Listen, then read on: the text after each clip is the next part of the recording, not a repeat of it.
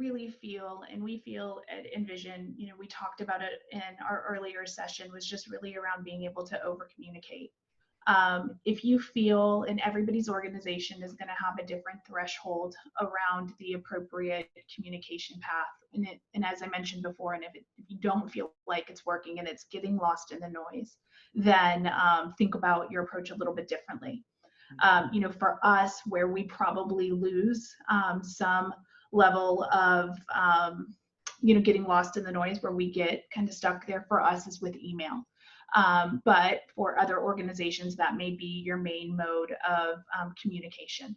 So I would suggest a couple of things. Is think about, if you're using email, really think about what your subject looks like, and in capital letters, urgent or need action or please read, and then do an acknowledgement, something funny in the middle of the email that's like, oh, you know, did you know that I had leopard print shoes on today?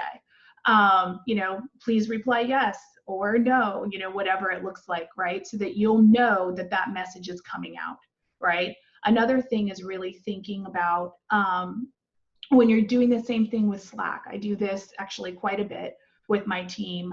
As you start to have, and you can probably do the same exact thing in all the other GChat and those other things, is you know, being able to tag everybody in a message. In Slack, you can just do here for everybody that's in that message or in that channel.